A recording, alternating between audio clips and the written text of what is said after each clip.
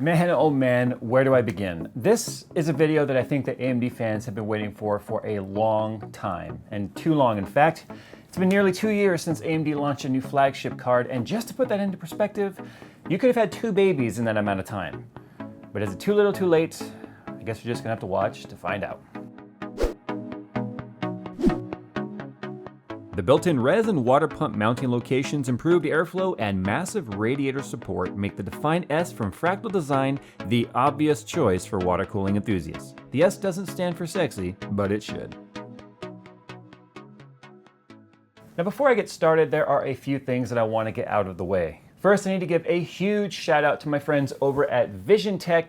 They're the guys who actually sent me this card, not AMD. So without their support, I would not have been able to get this review out to you guys and gals in a timely manner. And it's also important to note that just like the Titan cards from NVIDIA, VisionTech does not actually make these cards. They pretty much only repackage and sell them for AMD.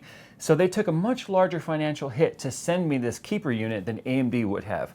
So thank you, VisionTech. And by the way, I hope we get to see a cryovenom version of the Fury in the future. Just, putting that out there. Second, yes, it's true that I do have a preference of using NVIDIA cards in my personal systems. However, that does not mean that I treat these benchmarks with any sense of bias. I run the tests and I let the numbers do what they do because after all, numbers don't lie. Well, unless you make them up, but I think you get what I mean. Another thing I want to point out is that I'm highly rooting for AMD in this release.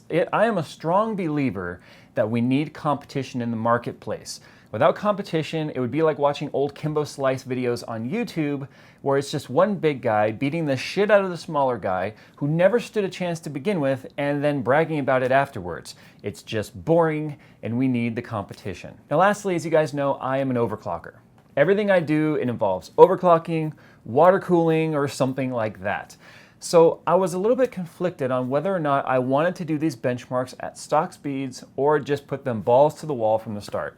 So obviously, being true to myself, I decided to go ahead and just overclock it from the get-go and let the tests land where they fall. So if you were looking for stock speed tests, you won't find them here, not today, but if you are interested in those numbers, go and check out my friends over at Hardware Canucks who did an absolutely fantastic job of showing how Fiji compares to Maxwell GM200 at stock speeds. Now when it comes to specs, this thing is pretty impressive on paper, and AMD can certainly claim that they have the very first HBM or high bandwidth memory GPU on the market. And according to their press conference, they have been working on this tech for 5 years. Now I don't want to spend a lot of time talking about what you guys already know, especially since I'm already late to this party, especially regarding Fiji videos. So forgive me for not going too in depth regarding the specifics. Now the base clock for Fiji is 1050 megahertz with 4096 stream processors, 64 ROPs, 256 texture units, 4 gigabytes of HBM high bandwidth memory on a massively wide 4096-bit memory bus while maintaining a somewhat impressive 275 watt TDP. Now for video output, this thing has 3 DisplayPort 1.2 and 1 HDMI 1.3. Unfortunately, there are no HDMI 2.0, so this means no 60 FPS 4K playback for HDMI for home theater enthusiasts who may have been considering this card for that use scenario. It's kind of sad to see, considering it's something that NVIDIA has had on their cards since September of 2014. I'm also a little surprised to see that there's no DVI dual link on here, but I guess that plug is starting to see its end of days. Now pictures of the card don't really do it justice. To be honest, I thought the card looked quite cheap and plasticky looking in the photos that I saw and the live stream from E3, but getting my hands on the card in person was a whole different story. There's a nice mix of nickel plating and soft material, and of course the red Radeon logo on top, as well as the LED indicator lights on the back acting sort of like an RPM meter in a car, where the more the LEDs light up, the more load the card is feeling. Last but not least, AMD is continuing its use of all-in-one cooling units to keep the Fury X nice and cool under load by way of a Cooler Master designed pump and radiator unit. Now part of the cooler actually features a copper coolant pipe that directly contacts the VRM, so power delivery is being actively cooled as well.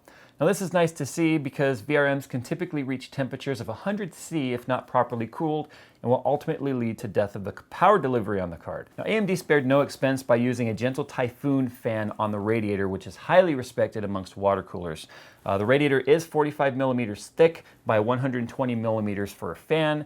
And the fan is also controlled by the card. So if you set up a custom fan profile in MSI Afterburner, you will be able to control the fan on the radiator.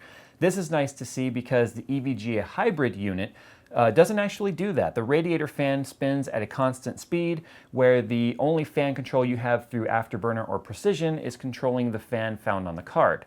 Obviously here, there's no fan on the card. So other than the fact that it's extremely small, The card, I mean.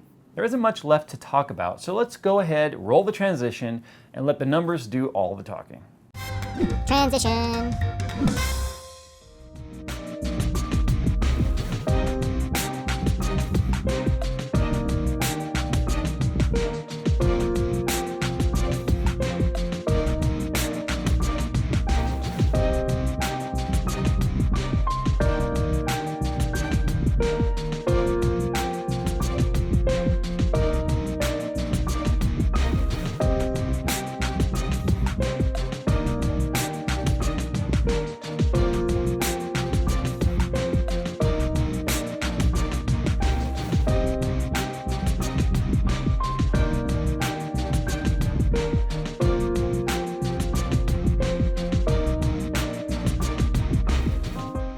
Now, obviously, my numbers are a little bit different than the ones posted by AMD and pretty much every other reviewer on the internet. And if you follow me on Twitter, you guys may have seen some frustrated tweets trying to figure out why the hell my Fury X was scoring so much lower than my 980 Ti reference card. I mean, I overclocked the Fury to 1128 megahertz, and with the massively hyped HBM memory, something seemed incredibly out of place, and then it freaking dawned on me. My 980 Ti results are all overclocked. Even my reference card was overclocked to 1400 megahertz, so I figured I would see what happens when I leave the Fury X overclocked and let GPU Boost 2.0 do the work on the 980 Ti. And this is what we got. As you can see here in Firestrike, the Fury X takes a slight lead when it's overclocked, and no manual overclocking is performed on the 980 Ti. And the same can be said for Metro Last Light. But as you can see, the Fury X does extend its lead percentage a tad more when compared to 1440p and 4K. So it's definitely worth mentioning that when stock speeds are compared, the Fury X does a nice job holding its own against the 980 Ti. Now before I move to my final thoughts on this card, there is something that I want to mention. This card is amongst the loudest, most annoying cards I have ever heard. And I'm not talking about decibel levels here, and I'm not talking about the fan on the radiator. I am talking about the loud, high-pitched pump in this unit. It sounds to me like the pump has no speed control and is running 100% at all times. And if you have ever heard the pump in an all-in-one water cooling unit, especially running at 100%, it can be extremely loud and annoying. Just listen.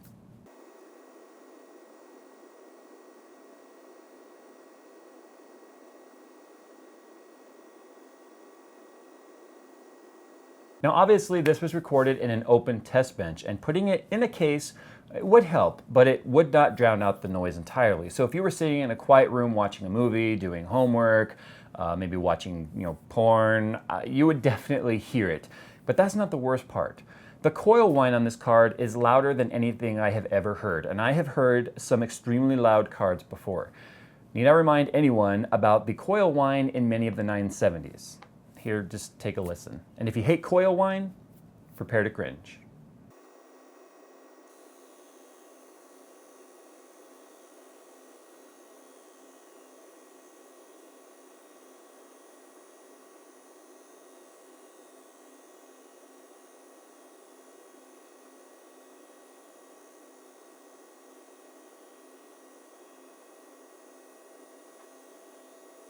Now AMD states that they have made changes to retail samples of the card, but it's also important to note that my sample did not come from AMD, and it did come from a retail partner which is packaged for retail. So it may take some time before we see if they manage to make that high-pitched noise go away, but the coil whine on the other hand, yeah, that's just not acceptable and I don't see it going away. All of my 980 Ti custom cooler samples I have are more quiet than this card overall. All right, so does the card deliver? Yes, it gives you 980 Ti performance at the same price point if you don't overclock the 980 Ti, but you do overclock the Fury X, which is kind of a weird condition if you think about it. But should you buy this card? I really don't see why not. I mean, yes, its overclocking is extremely limited. You can't even consider overclocking the memory, but it is giving AMD fans their first high-end GPU option in nearly 2 years. Now, the best card for someone isn't always the fastest card when it comes to gaming or max FPS. This card would also serve as a great rendering station card or live streaming solution. It's small, it's powerful, it's much more efficient than previous Hawaii-based GPUs, and is giving AMD fans what they asked for. But I don't think I'm alone when I say that I think we were hoping for a little bit more when it comes to this card, because after all, it's HB-freaking-M. Now, for whatever reason, this HBM and the new core from AMD is still trailing behind traditional PCB layout found on Maxwell. But to be fair, Maxwell is a freaking beast, and when the overclocking potential is taken into account, it really does become a complete beatdown where NVIDIA is still on top. This is why I'm a bit let down. I wanted it to be like 2012 again, when the 7970 GHz edition card was beating all the best 680s on the market, and companies had a reason to duke it out. But if you're looking for the absolute best when it comes to game performance and you are willing to overclock, then the 980 Ti would really be a better solution and better performance per dollar ratio, which is kind of odd considering AMD has always dominated that space. So you may have noticed that this card is actually located in the benchmarks I showed you guys earlier. If you guys have a sharp eye, you might have noticed that. But I will do a complete review of the 300 series coming up, where we look at the 390X, the 380, the 390, the 370, possibly the Nitro series, maybe some other 300 stuff. I don't know. I mean, I want to give it full coverage. So we will be looking at this. But I'm actually a bit more excited about this, considering the 390 is giving me better performance than any 290X I took a look at. By a lot, at least in my test scenarios. So we'll talk more about this in the future. So there you go, guys. I'm sorry my Fury X video was a little bit late, but as I mentioned, I had to wait for a retail sample to get here. Again, VisionTech guys, thank you hugely for that. I would not have been able to giving you guys a Fury X video if it wasn't for VisionTech. So make sure you guys go to their website, check out some of the cards and stuff that they have to offer. Again, it wouldn't be possible without them. So I'm gonna go ahead and get the heck on out of here, guys. Make sure you follow on social media, Twitter, subscribe if you're not subscribed to the channel, if you guys wanna see more videos like this. I do plan on also doing performance or professional tests on the Fury X, where I compare it to something like Titan X and 980 Ti in a rendering solution where we compare both those cards' render times and see, you know, if Fury X really is a better solution when it comes to desktop pro applications. That's something that really should be considered with these cards. I didn't include it today because I think it deserves its own video on that. So anyway, guys, I'm gonna go ahead and get the heck on out of here. I know this video was a little bit longer, but I want it to be as thorough as possible. So with that, I'm gonna get out of here. Thanks for watching, and I'll see you guys in the next one.